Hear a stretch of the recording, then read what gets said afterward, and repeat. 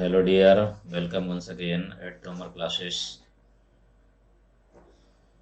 बच्चों, ये 12th foundation course है जिसमें से 12th का पूरा कोर्स कंप्लीट कराया जाएगा। टॉपिक वाइज सभी आपको इसमें मिलता रहेगा, lecture by lecture. Topic relation का लेक्चर 1 अगर आपने नहीं पढ़ा है तो ज़रूर पढ़ लीजिएगा। बेसिक से स्टार्ट है, उसमें से जहाँ से रिलेशन स्टार्ट होता है, जैसे बनता है, वहाँ से मैंने उसमें पढ़ाया है। अब उसके आगे आगे वाला पोर्शन आपको लेक्चर 2 में मिलेगा। लेकिन एक बात और आपको मैं बताना चाहूँगा यहाँ पर, इस चैनल पर आपको 12th फाउंडेशन का कंप्लीट कोर्स, 11th फाउंडेशन का कंप्लीट कोर्स, एनडीए का कंप्लीट कोर्स और IIT JEE mains and advance का कंप्लीट कोर्स अलग अलग पार्ट में आपको मिलता रहेगा। इसलिए आप इस चैनल को सब्सक्राइब करिए, लाइक एंड शेयर करिए, अपने सभी फ्रेंड्स को बताइए, जिससे सभी को इस चीज़ का फ़ायदा उनको मिल सके। क्योंकि इस समय वैसे भी संकट काल चल रहा है, बहुत प्रॉब्लम है, बच्चे जो है पढ़ भी नहीं पा रहे हैं। दिक्कतें ऐसी हैं कि ना स्कूल कॉलेज कोचिंग सभी बंद है। तो सभी को शेयर करिए, जिससे बेनिफिट सभी को मिल सके, घर बैठे सभी स्टूडेंट पढ़ सकें। सभी लोग घर में रहिए, सुरक्षित रहिए और अपनी स्टडीज जारी रखिए।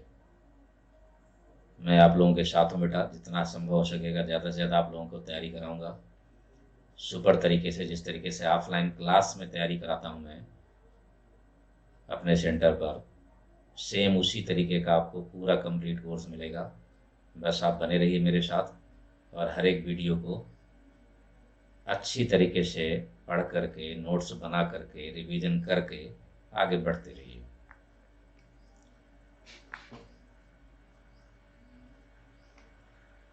सभी तरीके के पीडीएफ्स और लिंक देखने के लिए, जानने के लिए आप मेरे टेलीग्राम चैनल को आप ज़रूर ज्वाइन कर लीजिए। Tomar classes N S Tomar sir नाम से है ये। इसमें से सभी तरीके की अपडेट आपको मिलती रहेंगी। ओके डियर, तो आइए अभी स्टार्ट करते हैं लेक्चर 2 रिलेशन का।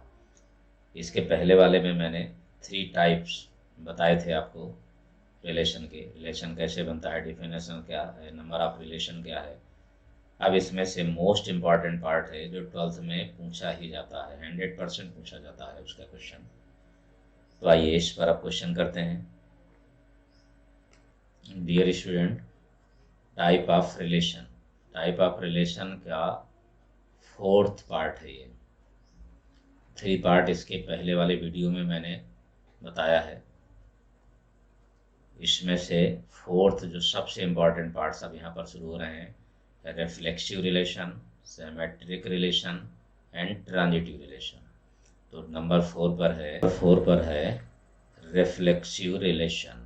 रिफ्लेक्सिव रिलेशन का मतलब होता है स्वतुल्य, यानी खुद अपने के बराबर। ठीक है, खुद अपने के बराबर का मतलब ये हुआ कि जितना एलिमेंट फर्स्ट होगा उतना ही एलिमेंट सेकंड भी होगा। तो सबसे पहले इसकी डेफिनेशन समझ लीजिए आप इसमें। A relation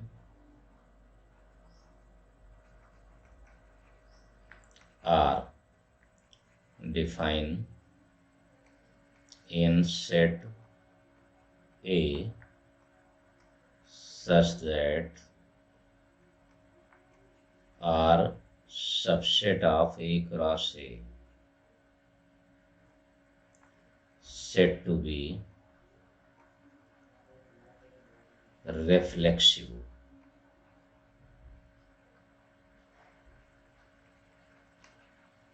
Relation if A or B, A relation B, A relation B है अगर, तो डेफिनेटली A रिलेशन A भी वही होना चाहिए।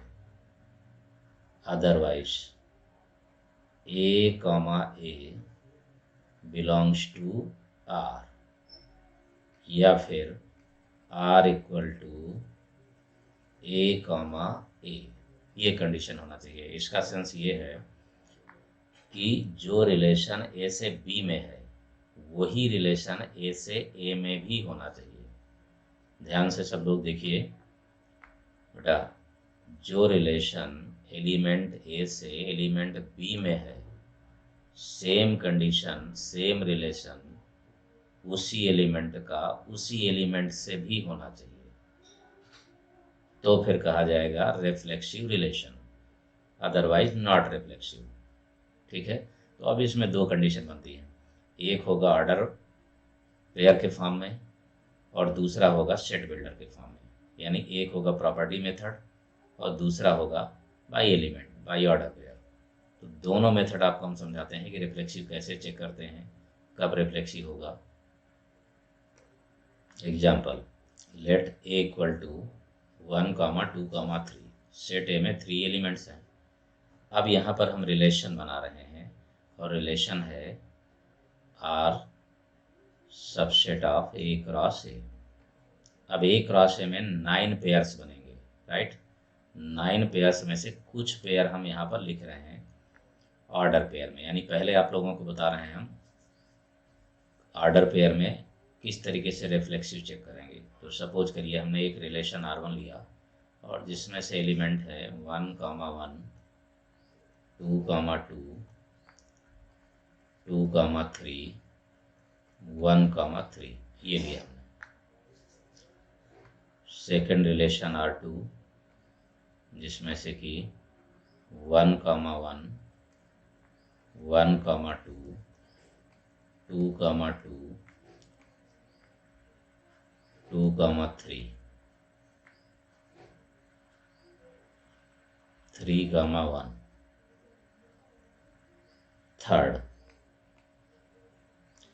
R3 1, 1, 1, 3, 2, 2, 3, 2, 3, 3, ये हमने लिख दिया। अब आपको एक बात ध्यान रखना है कि जब ऑर्डर पेयर के फॉर्म में रिफ्लेक्सिव चेक करना होगा आपको, तो बहुत ज़रूरी है ए, ये ऑर्डर पेयर आर में होना चाहिए। जितने भी एलिमेंट दिए होंगे सेट ए में उसके पूरे के पूरे कंप्लीट ऑर्डर पेयर होना चाहिए।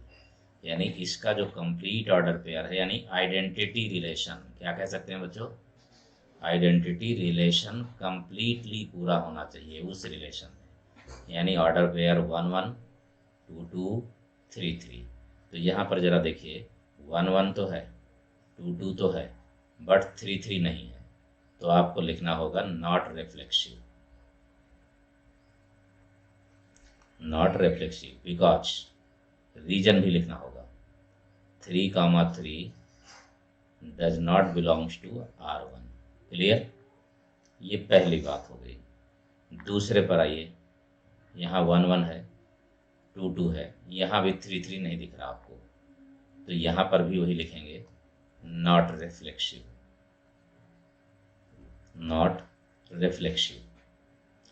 रीजन यहाँ भी लिखना होगा 3, 3 does not belongs to R2। But third वाले में देखिए 1, 1 भी है, 2, 2 भी है, 3, 3, ये होना जरूरी है। बाकी पूरे जो 9 ऑर्डर पेयर हैं इसके, पूरे 9 ऑर्डर पेयर इसमें मिलें या ना मिलें, ठीक है। अगर आपने केवल R4 को केवल इतना ही लिखा होता 1, 1, 2, 2, 3, 3, यानी ये आइडेंटिटी रिलेशन भी है और दोनों के दोनों ही रिफ्लेक्सिव भी है, दोनों के दोनों रिफ्लेक्सिव। इस तरीके से आपको ऑर्डर पेयर चेक करना होगा।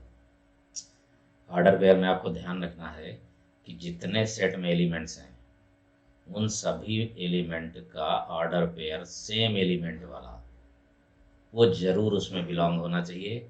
और अगर उनमें से एक भी ऑर्डर पेयर हट गया है तो रिफ्लेक्सिव नहीं होगा वो, ठीक है। अगर आपने केवल आइडेंटिटी रिलेशन लिखा है, इसमें केवल 1, 1, 2, 2, 3, 3 यानी सेम एलिमेंट्स हैं, तो डेफिनेटली वो रिफ्लेक्सिव ही होगा और आइडेंटिटी भी होगा। लेकिन अगर R3 की बात करें आप, तो R3 आइडेंटिटी नहीं है। क्यों? क्योंकि इसमें 1 3 भी आ गया है, 3 2 भी आ गया, इसमें और नहीं है। यानी जो है आइडेंटिकल पेयर्स अगर लिखते हैं तो आइडेंटिटी रिलेशन के साथ रिफ्लेक्सिव भी होगा। मतलब आप ये कह सकते हैं कि हर एक आइडेंटिटी रिलेशन रिफ्लेक्सिव होता है, लेकिन हर एक रिफ्लेक्सिव रिलेशन आइडेंटिटी नहीं होगा। ये बात समझ में आ गई होगी सबको? क्लियर है बेटा? चलिए अब आते हैं नेक्स्ट में। ऑर्डर पेयर के फॉर्म में हमने आपको बता दिया। अब ऑर्डर पेयर के साथ अब आपको पढ़ना है सेट बिल्डर फॉर्म में। सेट बिल्डर फॉर्म में जब आएगा तब रिफ्लेक्सिव हम कैसे चेक करेंगे। If a relation defined on set of natural numbers such that r is equal to x comma y, x greater than y and x y belongs to natural number। यानी relation हमारे पास मिला है x greater than y, तो क्या ये reflexive होगा? हमारे पास जो रिलेशन है, यानी रिलेशन का जो नाम है वो है ग्रेटर देन। यहाँ पर जो आपके पास क्वेश्चन में मिल रहा है वो रिलेशन का सेंस क्या है, क्या प्रेजेंटेशन है उसका। रिलेशन का मतलब आप लिखेंगे ग्रेटर देन या फिर लेस देन भी लिख सकते हैं। ये रिलेशन है, यानी इसके बीच में जैसे हम लिखते हैं X R Y. X R Y का मतलब है कि एक्स रिलेशन वाई, इसका सेंस ये हुआ कि एक्स रिलेटेड वाई। अब यहाँ पर जो रिलेशन होगा उसी को पढ़ा जाएगा, ठीक है। जैसे आर लिखा है तो एक्स रिलेशन वाई पढ़ दिया आपने, लेकिन जब यहाँ एक्स ग्रेटर देन वाई है तो एक्स ग्रेटर देन पढ़ रहे हैं ना आप, ठीक है। एक्स ग्रेटर देन वाई पढ़ रहे हैं, इसका मतलब जो ग्रेटर देन पढ़ रहे हैं वही रिलेशन। तो क्या वो रिलेशन इन दोनों में डिफाइन है, तो क्या एक्स से एक्स में भी डिफाइन होगा? यानी जहां जहां आपको वाई दिख रहा है पूरे में एक्स बदल दो और रख करके देखो जरा सेटिस्फाइड होता है कि नहीं होता। अगर हो गया तो इसका मतलब है कि वो रिफ्लेक्सिव होगा। देखिए जरा, हमने y के प्लेस पर x ही रख दिया, यहाँ पर भी रख दिया हमने ये x belongs to natural number. क्या ये संभव है? क्या ये संभव है कि कोई भी एलिमेंट, कोई भी नेचुरल नंबर खुद से बड़ा हो? यानी 1 ग्रेटर देन 1 होगा क्या? 2 ग्रेटर देन 2 होगा क्या? 3 ग्रेटर देन 3 होगा क्या? 5 ग्रेटर देन 5 होगा क्या? नहीं होगा ना। यानी ये रिलेशन सेटिस्फाइड नहीं हो रहा। एक्स वाई से बड़ा तो हो सकता है, लेकिन एक्स एक्स से बड़ा नहीं होगा। यानी जो एलिमेंट, दो एलिमेंट के बीच जो रिलेशन है वो रिलेशन खुद उसी एलिमेंट पर भी डिफाइन हो, खुद उसी एलिमेंट पर भी डिफाइन हो, तो फिर कहा जाएगा रिफ्लेक्सिव। यानी इसको लिखना होगा हमें नॉट रिफ्लेक्सिव, इसको लिखना होगा बच्चों नॉट रिफ्लेक्सिव। क्लियर? लेकिन अगर इसी में दूसरा रिलेशन की बात हम कर दें, एग्जाम्पल 2 में, if R subset of A cross A and A equal to 1 2 3, natural number ही है, ठीक है। Then R equal to x comma Y such that x is equal to y, x y belongs to set ए।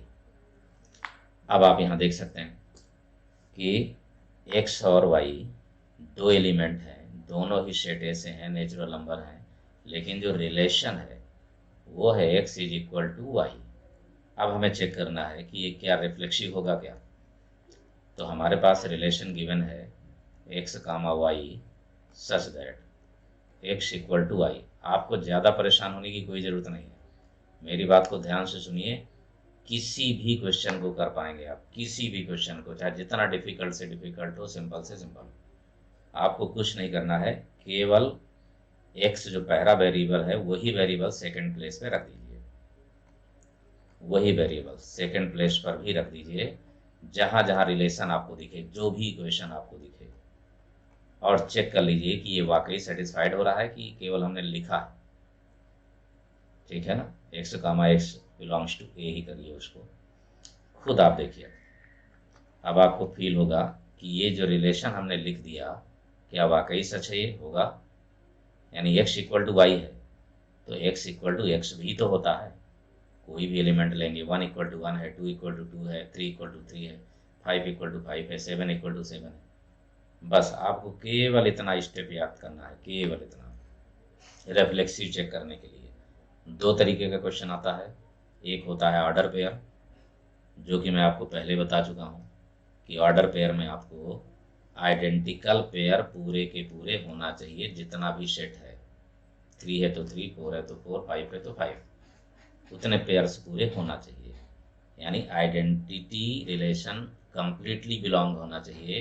अगर ऐसा है तो वो reflexive होगा, बाकी पेयर छूट जाएं या लिए जाएं उससे कोई फर्क नहीं पड़ेगा। लेकिन आइडेंटिकल पेयर एक भी छूट गया तो फिर वो रिफ्लेक्सिव नहीं होगा, आइडेंटिटी होगा लेकिन रिफ्लेक्सिव नहीं होगा। जब हम सेट बिल्डर की बात करेंगे तो सेट बिल्डर में एक प्रॉपर्टी रिलेशन आएगा, यानी एक एलिमेंट के फॉर्म में लिखा होगा, एलिमेंट की कंडीशन के फॉर्म में लिखा होगा, उसकी प्रॉपर्टी बता रहा होगा, ठीक है, उसके बीच रिलेशन बता रहा होगा, एक जो है स्टेटमेंट लिखा होगा। उस स्टेटमेंट में आपको क्या करना है कि जहां पर भी सेकंड एलिमेंट लिखा है, सेकंड को पहले एलिमेंट की जगह से रिप्लेस कर दीजिए, यानी सेकंड एलिमेंट पर भी फर्स्ट एलिमेंट को रख दीजिए। एक्स वाई है तो एक्स एक्स कर दीजिए, ए कर दीजिए, चाहे जो करिए लेकिन दोनों सेम कर दीजिए। जब यहाँ सेम करेंगे तो जो आगे रिलेशन दिया होगा, चाहे जो रिलेशन हो, वहाँ भी कर दीजिए आप। अब आप फील करिए इसको, भाई फील तो करना पड़ेगा, सोचना तो पड़ेगा ही कि वाकई सेटिस्फाइड है कि नहीं। अगर आपको लगता है कि वाकई सेटिस्फाइड है तो रिफ्लेक्सिव हो गया, अदरवाइज नॉट रिफ्लेक्सिव। तो यहाँ तो कम्प्लीटली सेटिस्फाइड है, हर एक एलिमेंट अपने खुद के बराबर ही होता है, बस इसलिए लिख देंगे देन आर इज रिफ्लेक्सिव।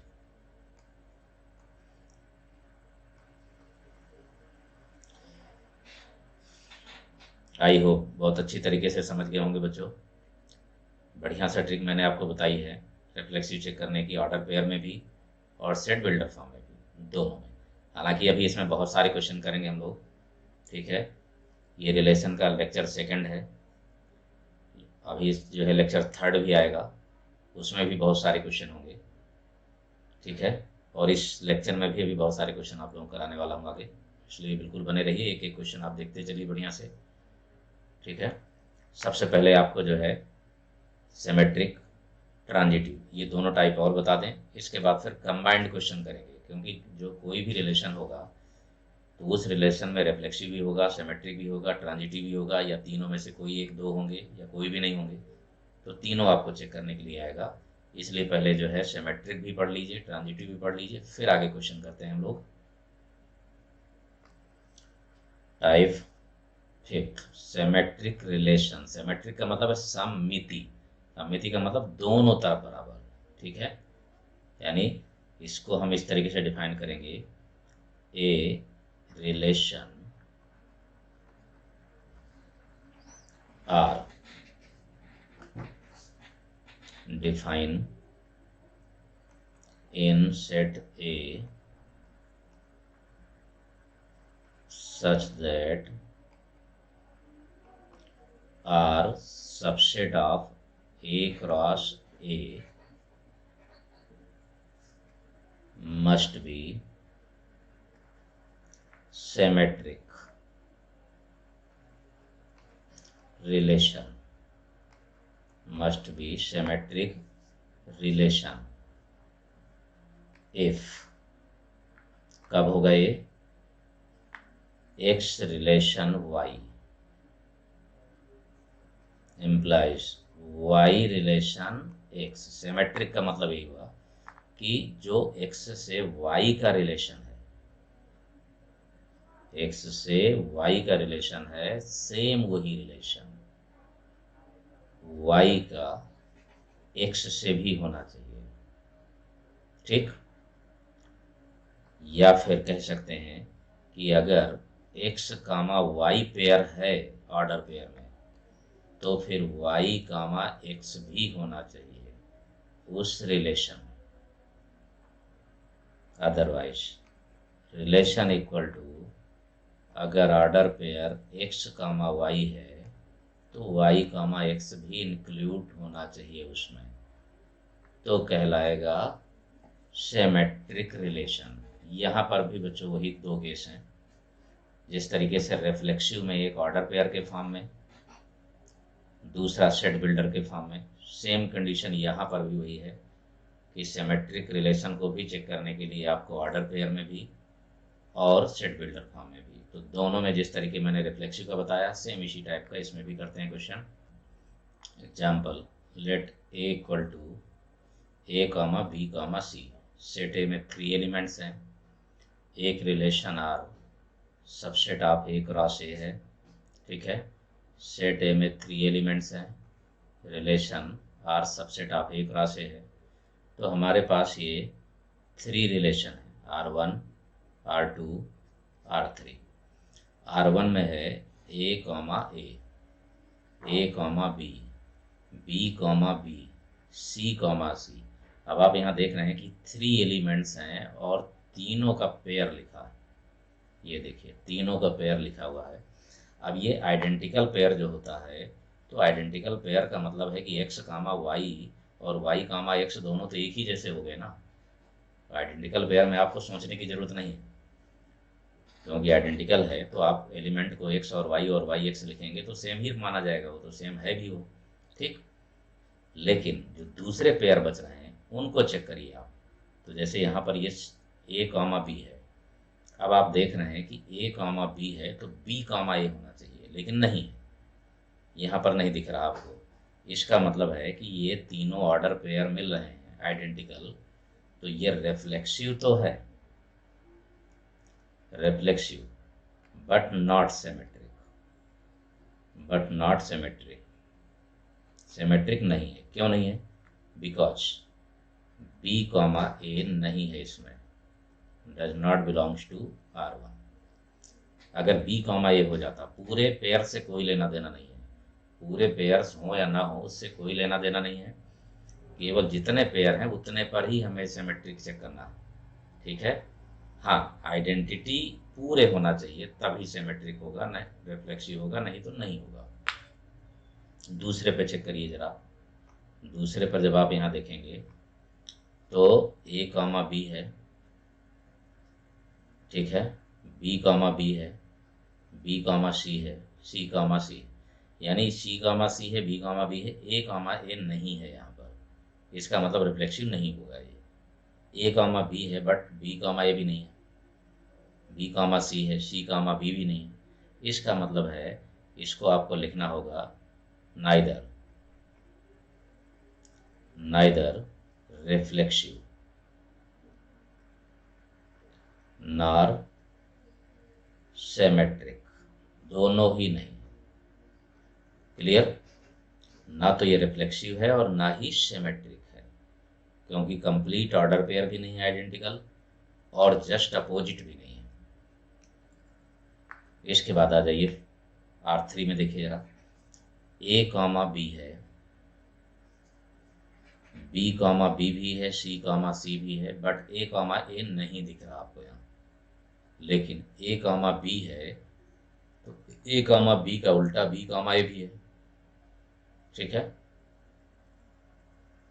और b कामा सी का जस्ट अपोजिट c कामा b भी है, यानी x कामा y है तो y कामा x है। सभी पेयर में आपको रिलेशन दिख रहा है कि x कामा y है तो y कामा x भी है, बट पूरे आइडेंटिकल पेयर नहीं है, इसलिए आपको लिखना होगा इसमें इज सिमेट्रिक, ठीक है, symmetric but not reflexive.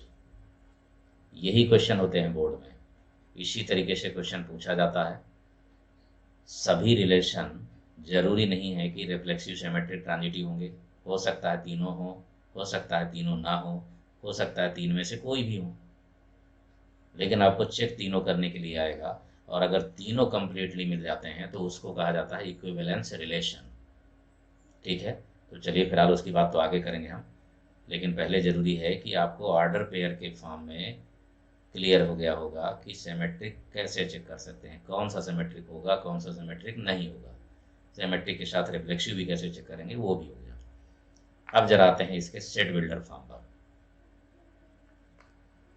Example 1, if R subset of N cross N, N cross N का मतलब है नेचुरल नंबर। अगर कोई भी रिलेशन नेचुरल नंबर में डिफाइन है, और कैसा डिफाइन है, R is equal to x comma Y such that x is less than Y, X is less than Y. तो जब आप ऑर्डर पेयर में सेट बिल्डर फॉर्म में सिमेट्रिक, रिफ्लेक्सिव, ट्रांजिटिव चेक करेंगे, तो सिमेट्रिक को सेट बिल्डर फॉर्म में कैसे चेक करेंगे, उसके लिए एक बहुत ही ज़बरदस्त हम कंडीशन बता दे रहे हैं, जिससे कभी कोई भी क्वेश्चन गलत होगा ही नहीं। आपके पास एक रिलेशन की कंडीशन जरूर दी होगी क्वेश्चन में, 100%, जैसे यहाँ दी है वैसे हर एक क्वेश्चन में आपको सेट बिल्डर फॉर्म में मिलना ही है। अगर ऐसा मिल गया तो आपको क्या करना है, आपको इन दोनों को इंटरचेंज कर देना है। इन दोनों को इंटरचेंज करिए, यानी कि एक्स की जगह पर वाई, वाई की जगह पर एक्स रख दीजिए।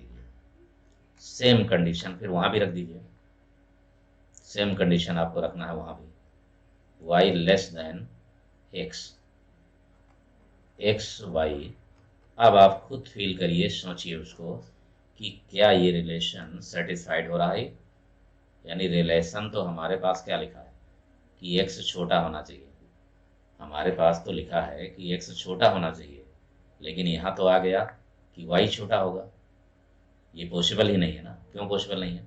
सपोज करिए आपने लिखा 3, 3 लेस देन 5 है, राइट, ये सेटिस्फाइड कर रहा है।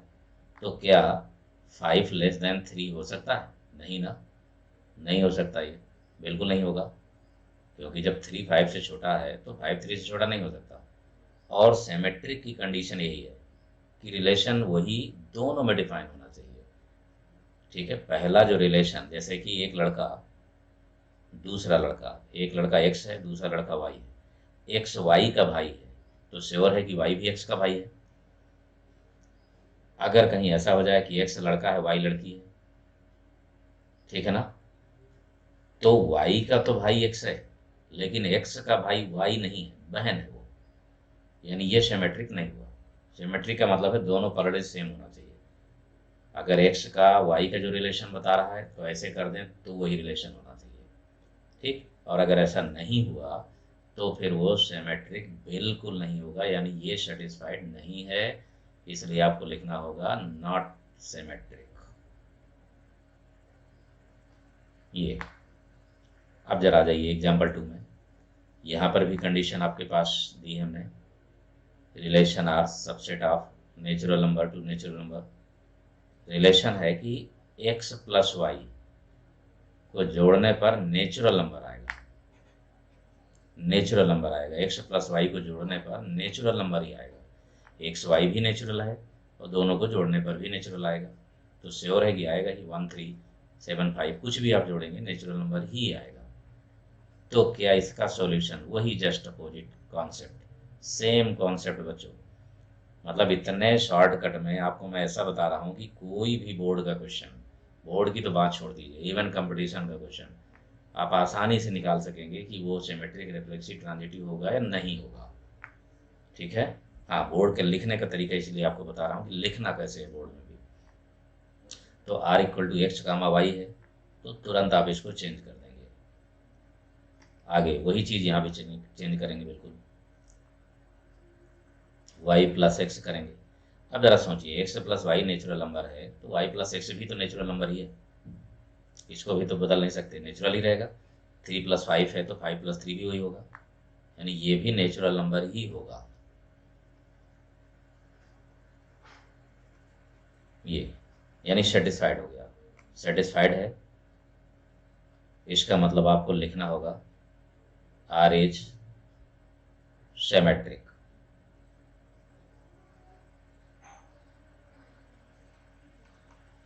ये आंसर बन गया। इस तरीके से आप किसी भी क्वेश्चन को, सेट बिल्डर फॉर्म का है, आप आसानी से केवल एक लाइन में लिख करके आप समझ सकते हैं कि वो सेटिस्फाइड कर रहा है या नहीं कर रहा।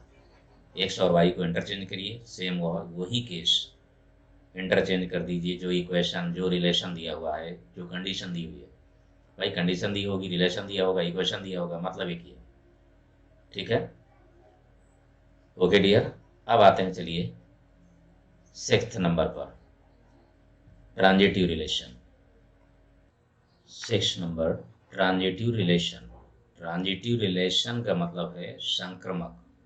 संक्रमक का मतलब ट्रांसफर हो जा रहा है, यानी सेट ए का एलिमेंट सेट बी पर ट्रांसफर हो जा रहा है, सेट बी का एलिमेंट सेट सी पर ट्रांसफर हो जा रहा है, यानी रिलेशन ट्रांसफर हो जा रहा है। ठीक है, तो इस तरीके से इसको डिफाइन करेंगे। ए रिलेशन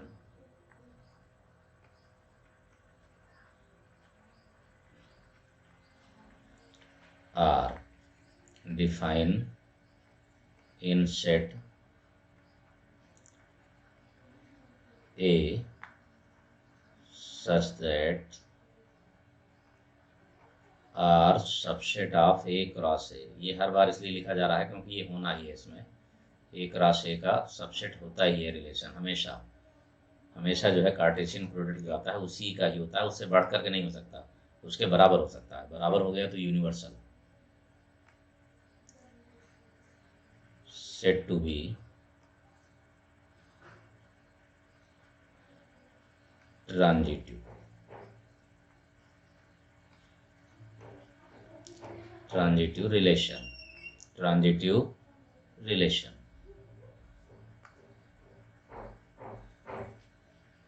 इफ कब होगा, ट्रांजिटिव रिलेशन होगा कब, कंडीशन क्या है उसकी, बिल्कुल सिंपल सी बात है।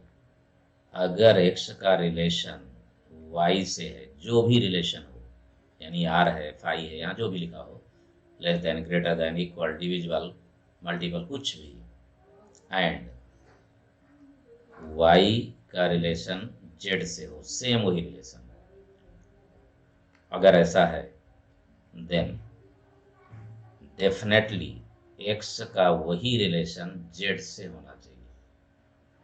ये जरूरी है, बहुत ही जरूरी है। z से x का नहीं, ध्यान रखिएगा, x से z का रिलेशन। ठीक है, z से x का रिलेशन नहीं, यानी जो x से y का है, इसको आप ऐसे भी लिख सकते हैं कि अगर x कामा y बिलोंग्स टू r है, y comma z belongs to r है, तो definitely x comma z belongs to r होना चाहिए। x comma z belongs to r, ये बनना चाहिए। ठीक है, मतलब हमारे पास कंडीशन ये बनेगी कि अगर हमारे पास a कामा b है, b कामा c है, तो फिर a कामा c भी होना चाहिए इक्वल टू r में, तभी हम उसको ट्रांजिटिव कहेंगे। ठीक, ट्रांजिटिव a से b है, फिर b का c में साथ में हो गया, तो a से c वाला होगा कि नहीं होगा, जरा गौर से देखिए आप। सपोज करिए कि ये बॉल है, ये बॉल को a ने b को दे दिया, फिर वही बॉल b ने c को दे दिया, तो जरा ये बताओ a वाला ही बॉल c में है कि c वाला बॉल a में है? c वाला बॉल a में नहीं हो सकता ना, a वाला बॉल c में है। ठीक, इसलिए आप जो है a से c लिखेंगे, x से z लिखेंगे। ठीक, लेकिन z से x, c से a बिल्कुल नहीं लिखेंगे, ये गलती ना होने पाए। ठीक है, ये इसकी डेफिनेशन है। ठीक है, अब इसमें कुछ खास चीज़ें हो रही हैं, ये कि सपोज करिए a से b है और दोबारा b से b हो गया। ठीक, तो हमारे पास बनता कैसे है, a से b होता है, b से c होता है, तो फिर a से c वाला एलिमेंट और लेते हैं, यहाँ पर ये लेते हैं, लेकिन यहाँ पर नहीं ले सकते। यहाँ पर नहीं ले सकते, क्यों नहीं ले सकते इसमें, क्योंकि a से b है और b से b है, तो हमें फर्स्ट और लास्ट चाहिए, तो फर्स्ट और लास्ट तो ए बी बना ना, तो ए बी ऑलरेडी पहले से ही दिया है, और उसको 2 बार नहीं लिखा जा सकता क्योंकि ये सेट है। ठीक, उसी तरीके तीसरी कंडीशन भी, अगर ए कामा ए पहले हो फिर ए कामा बी हो जाए तो हमें जो है फर्स्ट और थर्ड को लाना है एक साथ ही है। तो ए कामा बी चाहिए हमें, लेकिन ए कामा बी तो दिया ही है जैसे यहाँ भी दिया था, तो इसको दोबारा नहीं लिखेंगे। यानी जब इस तरीके का हो कि एक आइडेंटिकल, एक पेयर डिफरेंट हो और दूसरे पेयर जो है सिमिलर एलिमेंट्स हो, तो फिर 3 की ज़रूरत नहीं होगी, केवल 2 से ही काम हो जाएगा। ठीक है, ये आपको ध्यान रखना है। इसमें नोट के तौर पर इसको आप बढ़िया से लिख करके रखिए। ठीक है, और फोर्थ नंबर में कंडीशन ये होगी कि अगर सिंगल पेयर ऐसे लिखा है ये, तो ये सिंगल पेयर होगा ओनली ट्रांजिटिव, क्योंकि कोई भी, ठीक है, क्लेम करने के लिए हमारे पास कुछ भी नहीं है, कोई भी पेयर ही नहीं है दूसरा, इसलिए ये ओनली ट्रांजिटिव होगा। ठीक, फिफ्थ नंबर में अगर सिमिलर एलिमेंट का कोई पेयर ऐसे मिल गया तो ये सिमेट्रिक भी होगा, जो है रिफ्लेक्सिव नहीं होगा, ध्यान रखिएगा, ये सिमेट्रिक भी होगा और ट्रांजिटिव भी होगा। ये होगा सिमेट्रिक भी और ट्रांजिटिव। क्लियर, तो इस बात को आपको ध्यान देना है इसमें से। ठीक है, ये तीनों चीज़ें हमने लिख दी है। इस तरीके से जो है पूरे 5 कंडीशंस दी हैं। आप तुरंत बता सकते हैं कि कौन सा ट्रांजिटिव होगा, कौन सा सिमेट्रिक एंड ट्रांजिटिव होगा। ठीक है, अगर आइडेंटिकल पेयर है तो थर्ड की कोई ज़रूरत नहीं पड़ती, उसी से काम हो जाता है। सब डिफरेंट है तो ऐसे होगा, यानी यहाँ पर 3 एलिमेंट आपको लेना होगा। ठीक, अब चलिए यहाँ पर भी कंडीशन वही आ गई कि 2 टाइप के क्वेश्चन बनेंगे। एक होगा ऑर्डर पेयर का, सेट ऑफ ऑर्डर पेयर, और दूसरा होगा सेट बिल्डर फॉर्म का। तो सबसे पहले क्वेश्चन करते हैं हम ऑर्डर पेयर का, कि ऑर्डर पेयर में है तो फिर वो ट्रांजिटिव कैसे हो।